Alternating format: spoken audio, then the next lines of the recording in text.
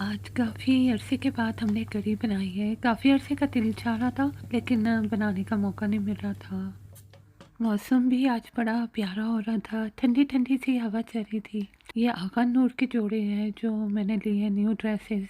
ये भी आज आपके साथ शेयर करूँगी कि कौन से वाले डिज़ाइन मैंने लिए हैं। वॉक करने से पहले मैंने सोचा थोड़ा-सा कैमरे को सेट कर लूँ। जनाब, ये है आज हमारे दोपहर का लंच माशाल्लाह से, क्योंकि ठंडा-ठंडा सा कुछ खाने का दिल चाह रहा था।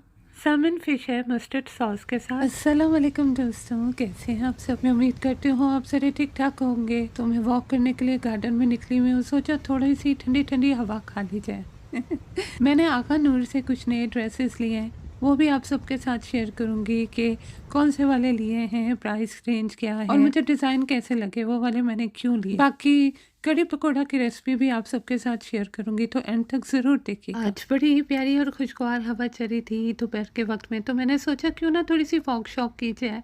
हेल्थ के लिए भी अच्छी होती है और फ्रेश एयर से दिमाग भी थोड़ा सा फ्रेश हो जाएगा, तो व्लॉग बनाने में थोड़ी सी आसानी हो जाएगी ना। तो मुझे वो ज़माना याद आ गया जब मैं पाकिस्तान में होती थी और कॉलेज में पढ़ा करती थी। तो मेरी बड़ी ही प्यारी सी सहेली हमारे सामने वाले बंगले में रहा करती थी। मेरे सामने वाली खिड़की में एक चाँद का टुकड़ा रहता है। तो ना रोज़ रात को हम 1:30-2 बजे तक वॉक करते थे, खूब बातें-शातें करते थे। आपको तो पता है कि बातें तो ख़त्म ही नहीं होती ना। तो जैसे बातों का भरा हुआ ख़ज़ाना था हमारे पास जो ख़त्म होने में नहीं आता था। तो हाँ, वो भी क्या दौर था, बहुत ही अच्छा दौर था। अच्छा वैसे ये मैंने अपनी नानी से सीखा है। नानी जब कोई बातें याद करती थी या कोई बातें करती थी सीरियस, तो ये ज़रूर करती थी। तो पता नहीं क्यों मेरे में भी ये आदत आ गई अब। तो ख़ैर मैं बात कर रही थी कि बहुत ही अच्छा दौर था, वो आज तक याद आता है। वो बेफ़िक्री भरा ज़माना, फिर तो वो बेफ़िक्री नसीब ही नहीं हुई और फिर यूके आते ही जैसे सारे बातों के ख़ज़ाने ख़त्म ही हो गए। फिर तो चुप कर रोज़ा रखना पड़ा मुझे। ऐसी थी तन्हाई यहाँ कि बस क्या बताऊँ। फिर तो ना वैसे पुरखलूस और प्यारे बंदे मिले और ना ही वो बेफ़िक्री का दौर नसीब हुआ। वाह रे किस्मत। तो ये पहला वाला ड्रेस जो मैं आपको बता रही हूँ, ये जैसा कि आप देख सकते हैं, मुझे बताने की ज़रूरत ही नहीं। ग्रे कलर में, लाइट ग्रे कलर में, सुरमई कलर, आसमानी कलर है ना, यही कहते हैं ना, तो इस कलर में है। तो ये मैंने अभी जब लिया ना, तो उसका थोड़ा-सा बैकग्राउंड आपको बता दूँ कि आमतौर पे ये कलर मैं इतना पहनती नहीं थी पहले, लेकिन फिर मुझे पसंद आने लगा ना। वक़्त के साथ-साथ पसंद तो चेंज होती रहती है। तो फिर ये मैंने ड्रेस देखा ना, इसके साथ ये जो दुपट्टा है, बहुत हेवी है।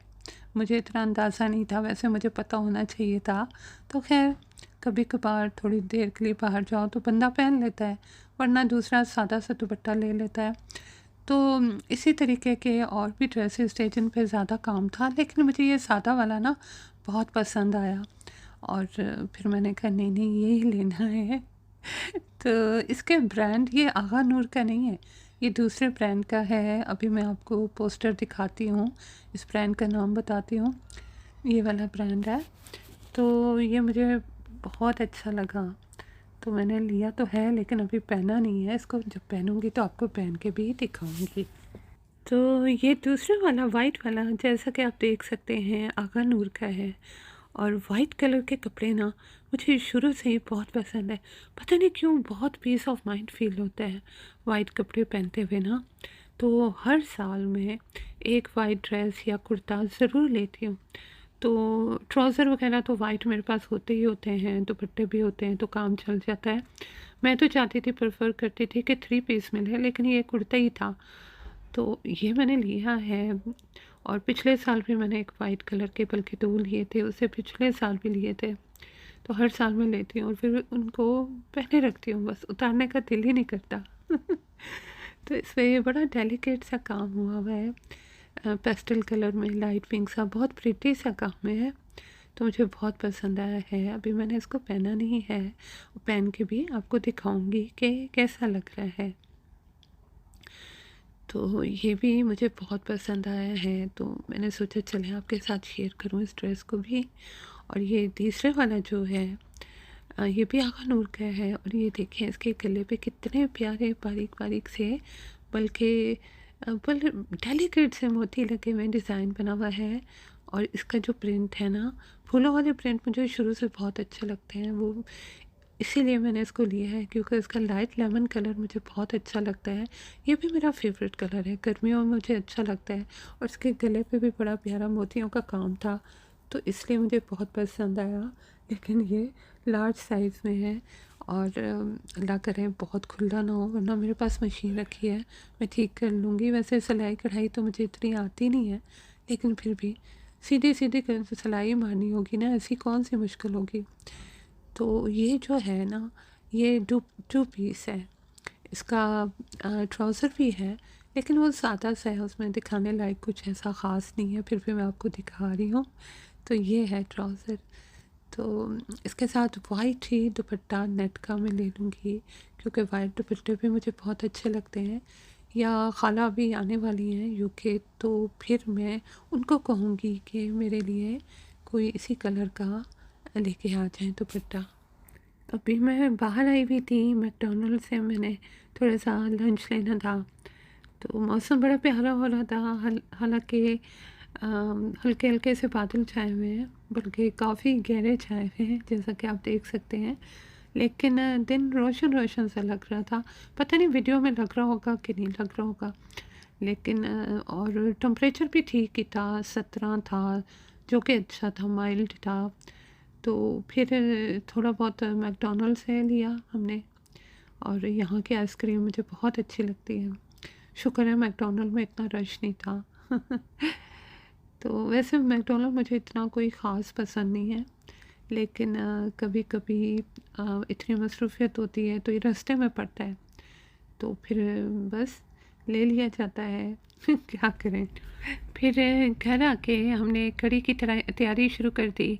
अम्मी जो है बेसन घोल रही हैं दही में, और मैं पकोड़े वगैरह बनाऊंगी, फिर कढ़ी वगैरह बनाऊंगी, क्योंकि अम्मी इतनी देर खड़ी नहीं हो सकती हैं चूल्हे के आगे, बल्कि ओवन के आगे। उनका ऑपरेशन हुआ था अभी चंद महीने पहले, तो अभी तक वो पूरी तरह रिकवर नहीं हुई है।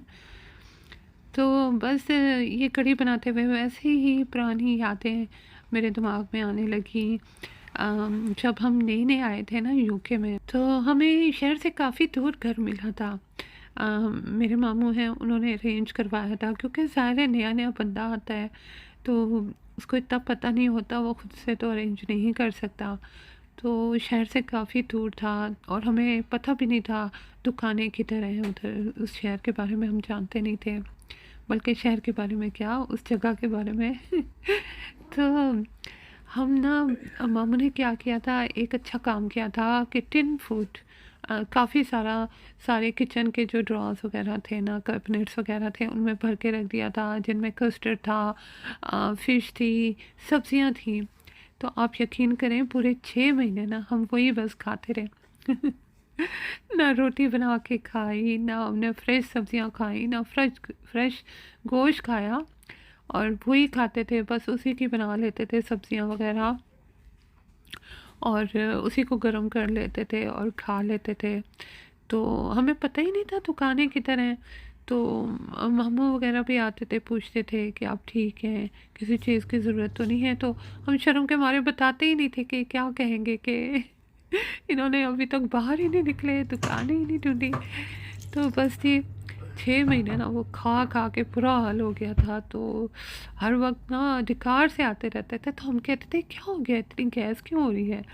तो फिर बाद में हमने सोचा कि अरे भाई, ये जो हम सब्जियां खा रहे हैं ना टिन वाली, और साथ दुकान थी, उधर से हम फ्रोज़न सब्जियां मज़ीद ले लेके जो पैक में होती है वो खाते रहते थे। तो फिर हमें पता चला कि सब्जियां खाने से ना गैस पैदा हो रही है। फिर हमने कहा नहीं नहीं भाई, ऐसे कब तक काम चलेगा, थोड़ी सी हिम्मत करनी पड़ेगी। फिर हमने हिम्मत की, फिर हमने बसों के रूट वगैरह ढूंढे, और फिर दुकानें वगैरह ढूंढी, और फिर वहाँ से जाके फिर हम सौदा लेके आते थे, तो फिर हालात ठीक हो गए। तो बस ये कढ़ी बनाते हुए अचानक मुझे पुरानी बात याद आ गई थी। किसी भी नई जगह ना अगर आप सेट हो, और वो पराया मुल्क भी हो, तो बड़ी मुश्किल पेश आती है। बड़ी डिफ़िकल्टीज़ पेश आती हैं। एक आपको रास्ते पता नहीं होते, एक आपको कोई पता नहीं होता कि कोई आपके दोस्त अहबाब करीब नहीं होते क्योंकि हम शहर से दूर थे।